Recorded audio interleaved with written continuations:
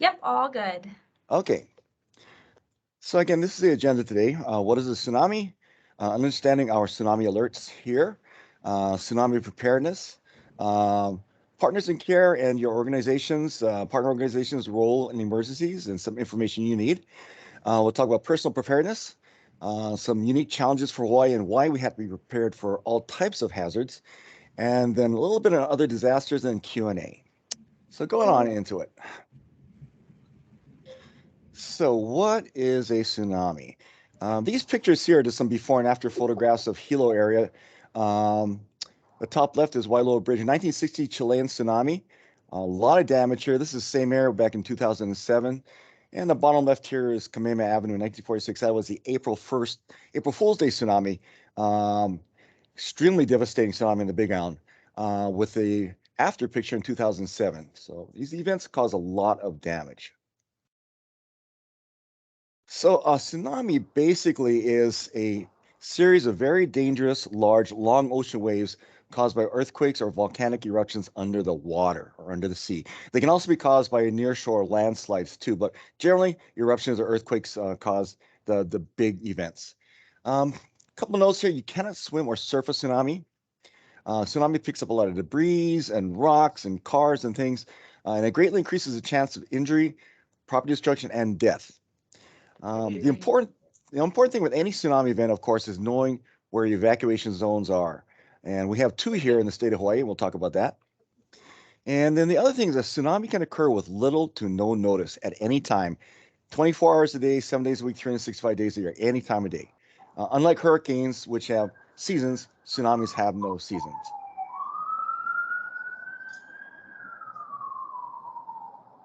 Okay, so here in Hawaii, we recognize two types of tsunami events. The first one is what we call the historic tsunami event. And these are from areas that have been, we've got impacts before, Japan and Chile and those areas.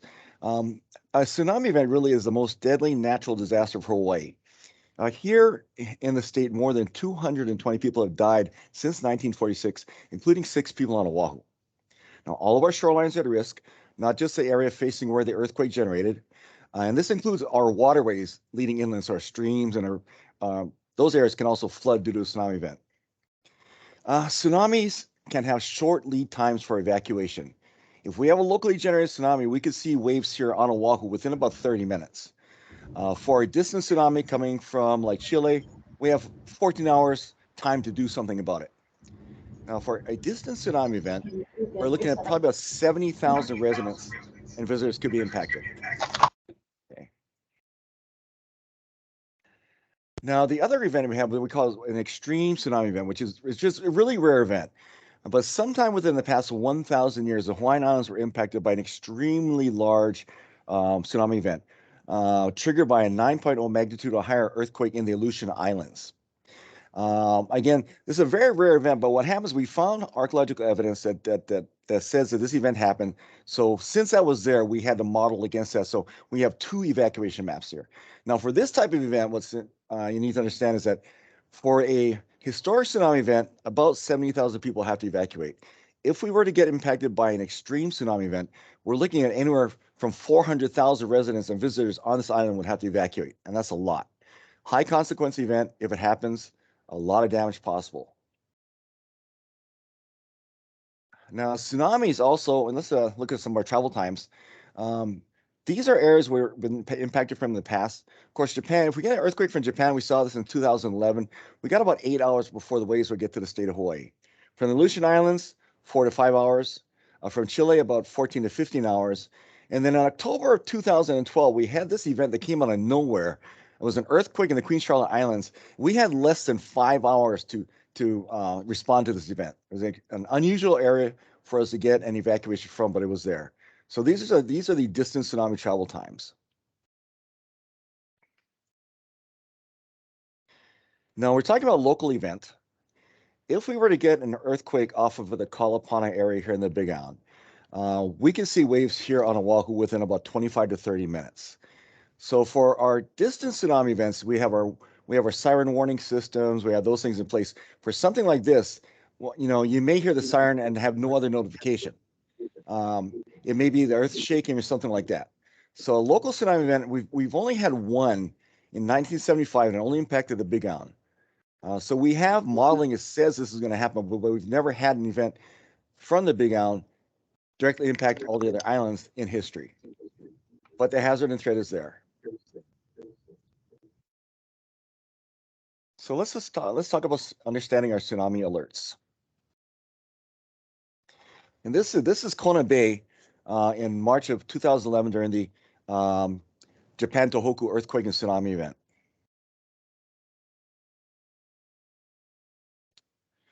Okay, so we have an alert graphic coming up here. So these are all the tsunami alerts that may be issued depending on the type of event. We have, of course, a tsunami warning. We have the urgent warning, a tsunami warning for a local event. We have the tsunami advisory. We have the tsunami watch. We have the tsunami information statement and the extreme tsunami warning. So what do all of these mean? Okay. So first off, we have the tsunami warning. And that means we can have wave actions here, wave action here anywhere from 4 to 15 hours impact timing to the state of Hawaii. Now, for tsunami warning here, we're going to start our coastal evacuations at a minimum of 3 hours before wave arrival time to the state. So tsunami warning, it means a destructive wave has been identified to impact our islands. We want to evacuate all of our coastal low-lying areas. Actions: move to high ground, vertically evacuate, and get out all the map areas in red with a solid line. I'll show you the maps in a minute. And alert methods. So for our tsunami warning, we're going to sound our sirens outdoors. We're going to issue mobile phone alerts. We're going to have alerts going out over NOAA weather radio, TV radio, over our city's information system called HNL Info, and also over official social media. So these are different types of alert methods for a tsunami warning.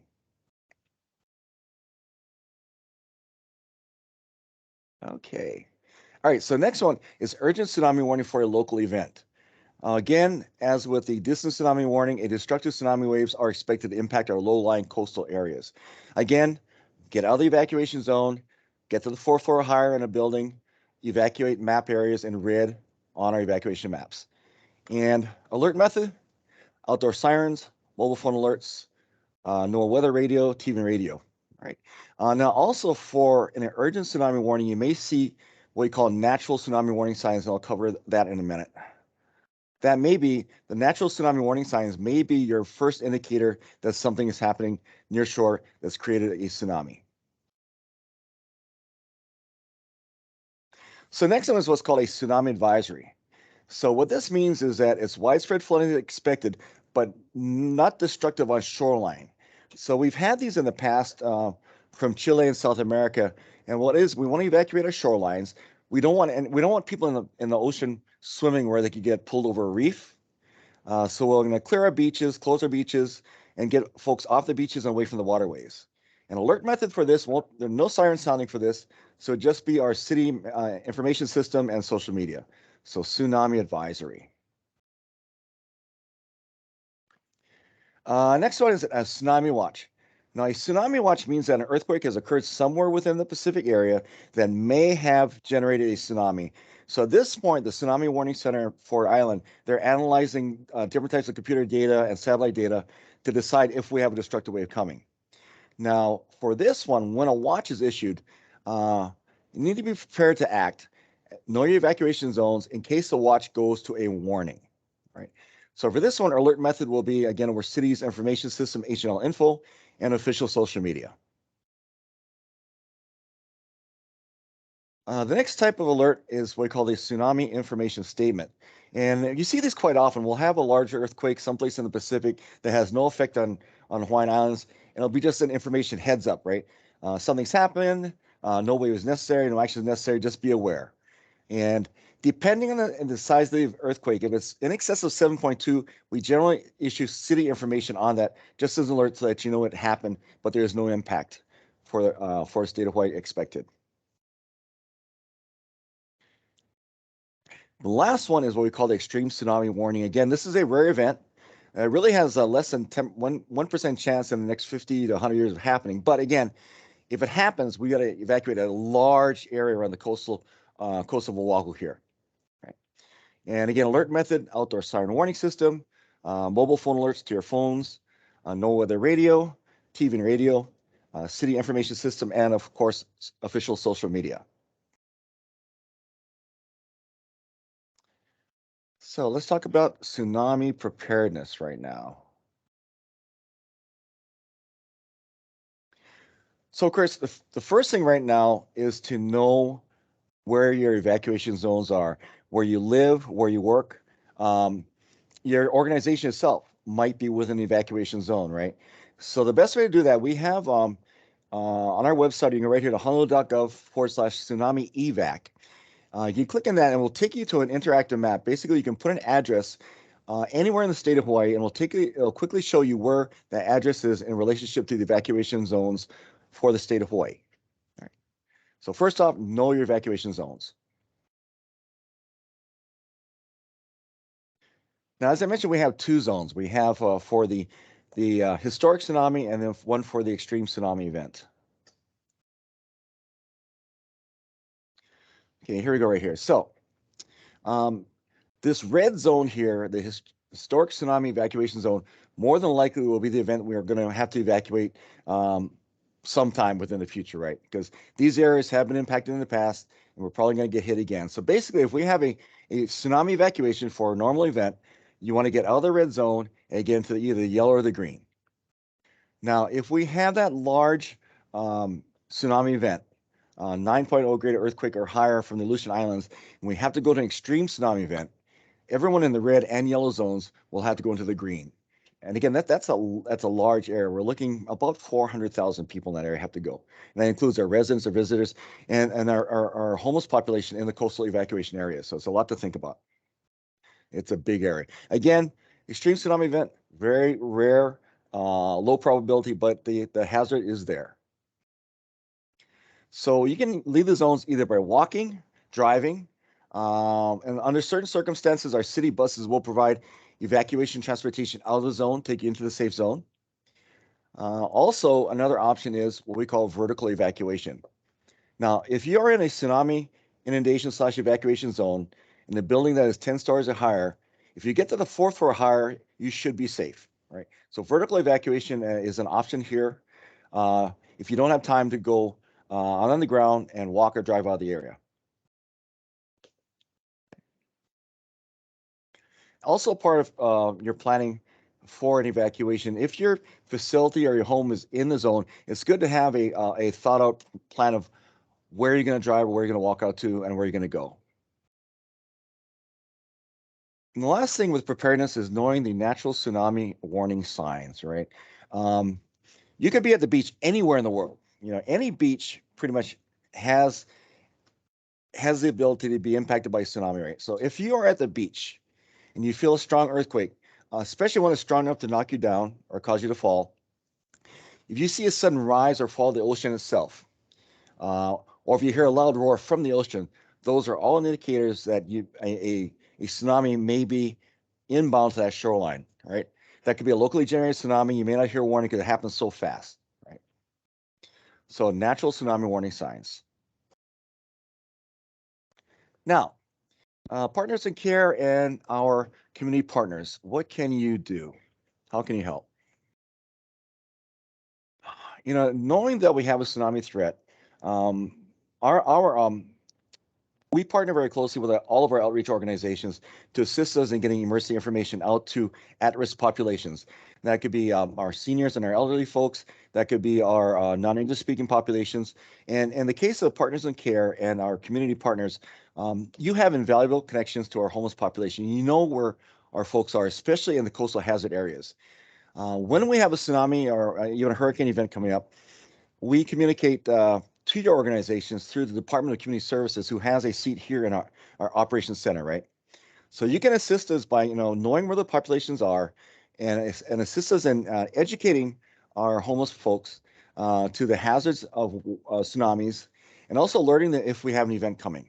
And I know we've asked you folks to do this in the past and also with hurricane events, right? So preparedness.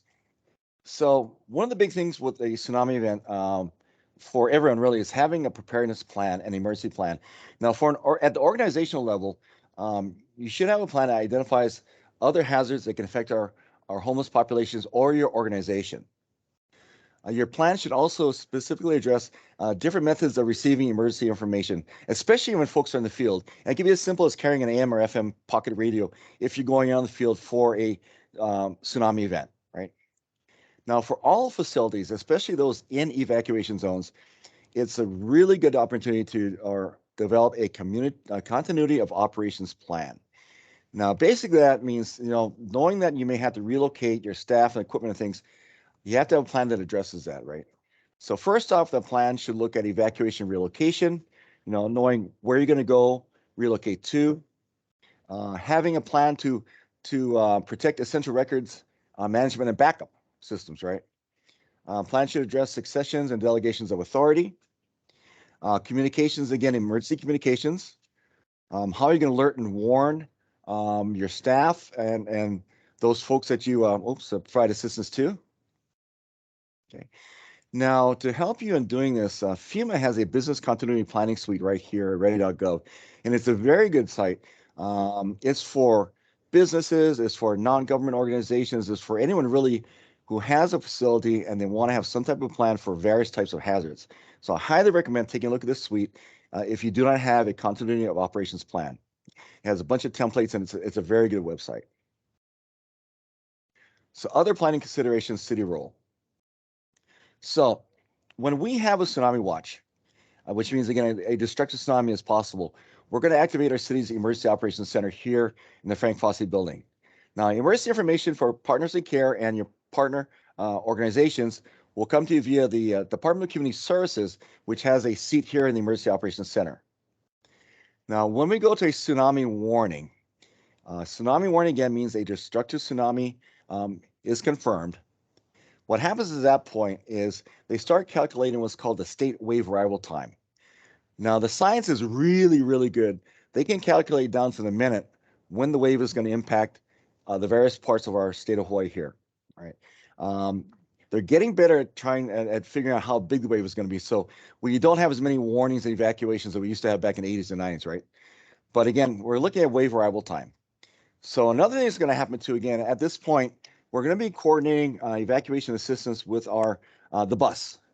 And buses on the coastal routes will flip up a sign that says evacuation, and you can flag a bus down anywhere along that coastal route, and it will take you, your bag of luggage, and out of the evacuation zone to a safe area just outside the zone. Now, we have partnered with through DCS to provide evacuation assistance specific to our homeless coastal communities during hurricane events and tropical storms. Get them off of the beach, get them into a shelter facility, maybe at a school, at a cafeteria. So that's another type of service we provide directly to get our at-risk homeless population off of the shoreline and into a safe area. Also be aware that when we get the tsunami warning, we're going to have roadblocks set up by HPD. And those roadblocks are there to do two things. One, get residents and visitors out of the evacuation area as quickly as possible. And two, maintain egress into the evacuation area for first responders only. Okay, first responders only, right? Now, our outdoor siren warning system will evacuate for a coastal tsunami alert. Generally at 3 hours, you'll hear a siren. 2 hours, you'll hear a siren. 1 hour and 30 minutes before wave arrival time to the state of Hawaii. Now, this last siren sounding at 30 minutes prior to wave arrival time, everyone in the zone, that's including like your staff, your facility personnel, and the population you serve should be out of the have to be out of the evacuation zone. You got 30 minutes for wave arrival time. So what will happen at that point, we're going to pull everybody back. They're going to close the roadblocks up, close the shoreline. If we have no tsunami warning, we have no tsunami impact, we're going to monitor it for a while. And at a certain point, we're going to send a cancellation message, and an all clear will come from the county here, right? Now, if we do get a tsunami impact, and be aware that this could last for several hours or longer, once the wave impact has dropped down and safe to do so, we're going to start search and rescue operations within the zone itself. So again, you could be out of the evacuation area for a number of hours or days, depending where you are, right?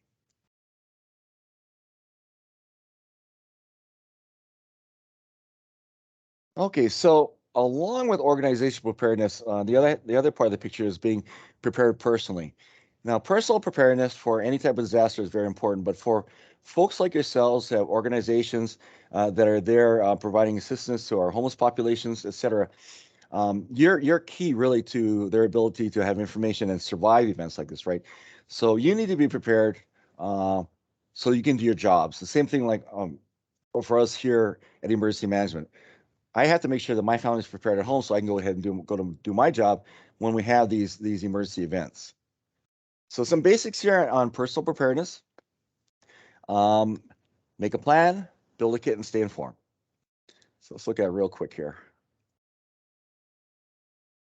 So first off, on your personal or family preparedness plan, you need to know what hazards can affect you. You know, if you're on a shoreline, of course, you're at risk from tsunamis and storm surge from hurricanes.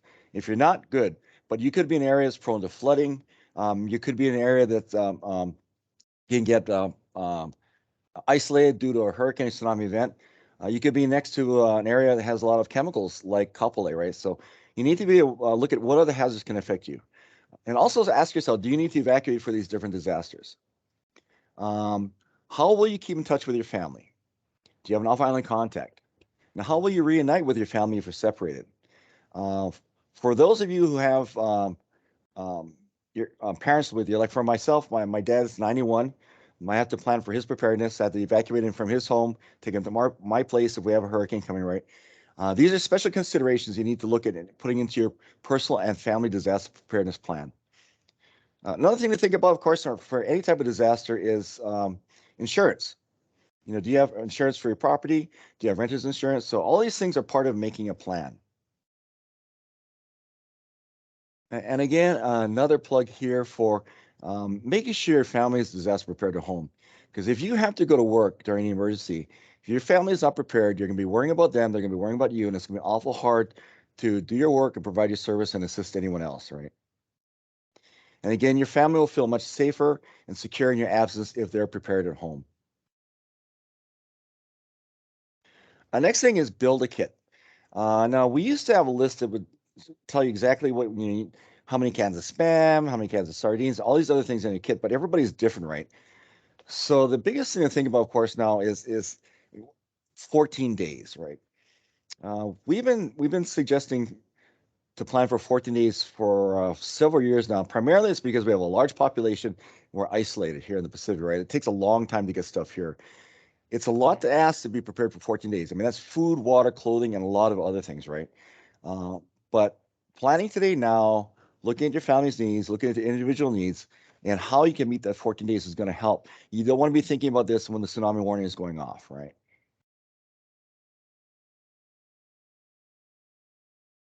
The next thing, number three thing is having the ability to receive emergency information and having redundancy for that.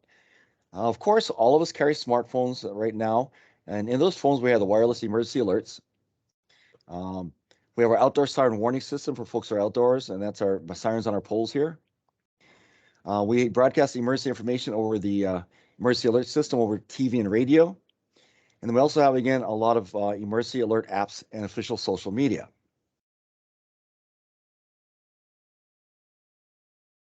We highly recommend, of course, monitoring local television news when we have an emergency and also radio.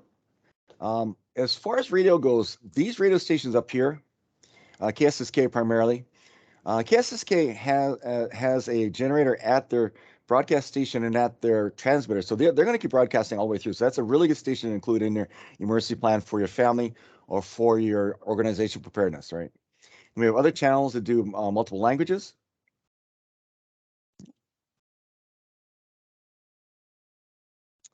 Okay, okay. Now this is our county information app. It's called hnl.info. This is a free app. You can download it from the App Store or Google Play directly to your phone.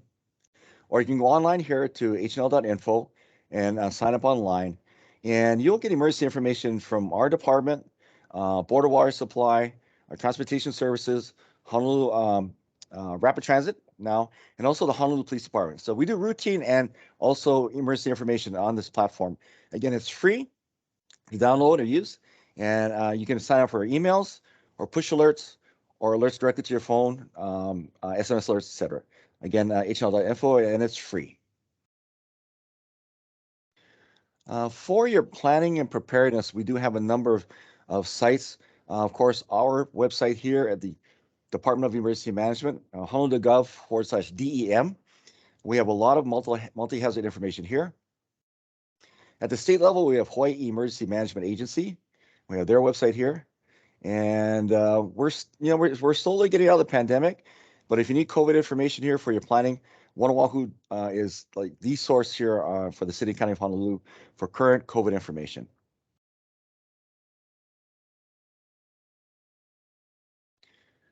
So I just want to talk a little bit about why we need to prepare.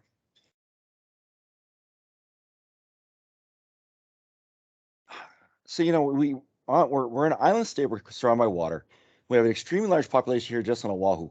When we add our normal visitor counts and our residents, we're over 1 million people here on Oahu, right, on this island, and we're not the largest island in the state. We're geographically isolated and highly dependent on outside goods for everything we need on our island here, right? Some other things we got to think about too is all of our fuel, petroleum products, um, pretty much are in the inundation zone for tsunamis and hurricane storm surge. All right. At any one time, we have a week to a month worth of fuel on hand. Our electrical generation plants are unfortunately also located in our tsunami evacuation zones. Right. We talk about food. Um, you know, Pretty much everything we're eating right now is imported, right? And that's by boat or by plane. Most families we know maintain about 2 to 4 days worth of food on hand, right? Hotels have some supplies. Our online, our local food suppliers keep anywhere from about a week's worth of food on hand because they're, depending on all these supplies continually being brought in, shipped in, and air flown in. And our harbors, our primary means of offloading our boats, our harbors are in evacuation zones or inundation zones for tsunami and hurricanes. All right. We know that they're going to be impacted for those events. So post hurricane or even tsunami event here, right? It's going to take a long time to clear our harbors. They're going to be blocked. Salvage operations could be 7 to 10 days away. So we're going to be relying on what we have on hand or what you have stored on hand as part of your preparedness planning, right? We're not going to have fuel on island because those resources are going to be impacted by storm surge or tsunami inundation, right? It's going to take a while before we get our fuel system back up to speed. Um, Food again, depending on harbors and air. FEMA does maintain a supply of MREs and humanitarian daily rations on hand, but not enough for everyone that's going to need it. And of course, we talk about our hurricane event or even tsunami events, a lot of impact to our electrical grid. We could be a number of days to weeks plus without electricity, especially if we have a hurricane that takes down our poles. So, being here in an isolated area like Hawaii, we're dependent on outside resources for our food and everything else. It really behooves all of us here to do what we can to be prepared personally and also at an organizational level for the eventuality that we're going to be impacted by some type of major disaster sometime in our future.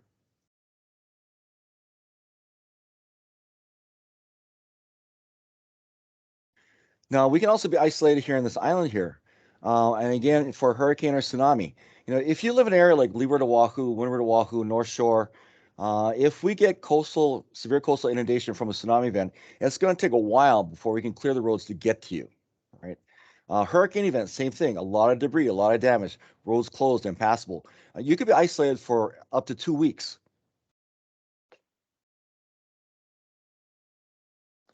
Some of the challenges we have, of course, evacuation. We know from tsunami evacuation, you got to get out of the zone. Hurricanes, we don't have the option to drive away from a hurricane hazard and threat here. So evacuations are always a concern and a challenge for us here on Oahu in the state of Hawaii. When we talk about hurricanes, especially, we don't have enough shelters for everyone who would need a place to go before or after hurricane impacts. Right now, we can barely do 1/5 of our population for shelters. Our worst case scenario for a hurricane event is 300 to 400,000 people with no place to go, no place to go. So, Hurricane events, sheltering, still a lot of challenges here.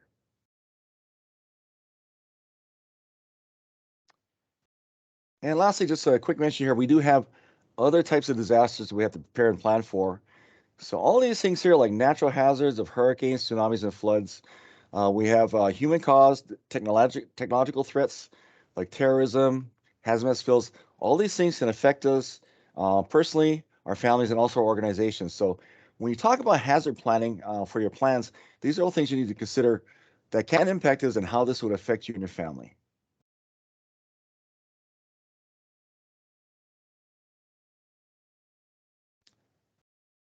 Okay, I'm gonna end it here. Let me pull up this last slide here. This is my contact information. It'll be in the presentation afterwards if you have any questions. Actually, I'll go ahead and put this in the chat box. Oops. Get out of here. Stand by. Stop presenting. Let me put this in that box here. Copy. Okay.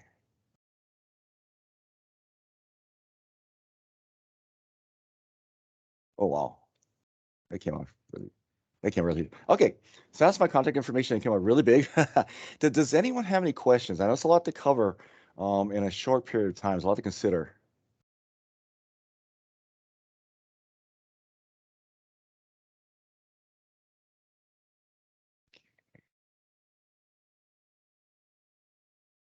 Okay, I don't see anything in the chat. Oh, Okay. hi, this is Vicky, public health Yes. nurse. So for Hi. the shelters, Yes. we tell people, oh, you got to bring everything with you. For those that don't have anything to bring with them, is there going to be at least some supply for them, like food, water?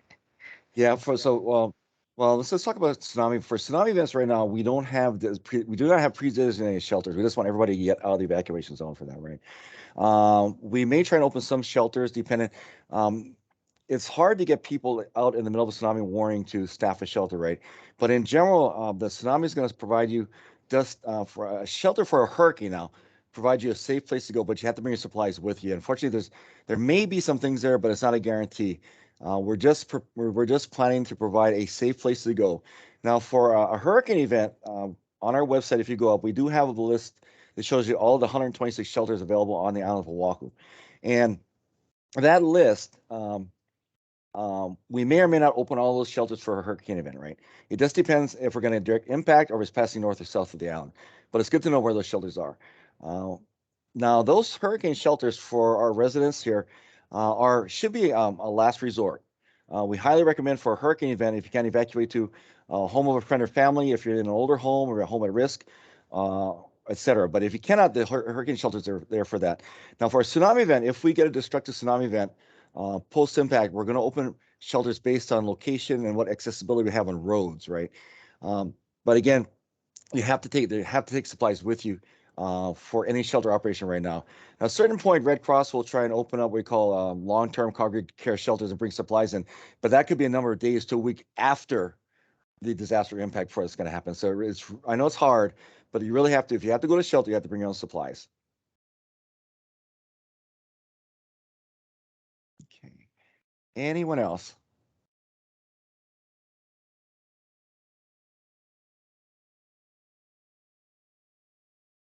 Okay, anything else in the chat here? Okay.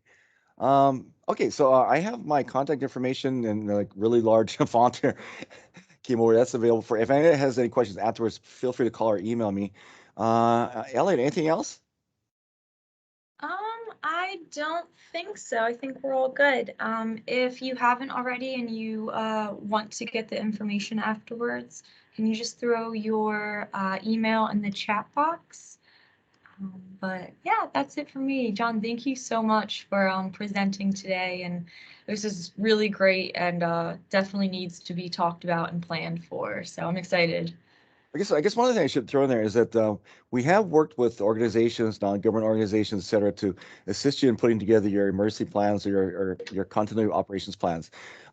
We don't write them for you, but if you develop a plan and you want to have us go over it to take a look at it, I'd be happy to do that. Awesome. That's great to know. All right. And just a quick reminder, we are coming up to hurricane season starting June 1st. I'm hoping it's going to be very quiet. May 14th this year, the National Weather Service will be issuing their forecast for this coming hurricane season. So that'll be something for all of us to be looking for in the news that day. Okay. And there's no other questions. I thank you very much for the time. I really appreciate it. Yes, thank you. And thank you everyone for coming today. I'm going to go ahead and end the meeting. I hope you all have a great day. Aloha.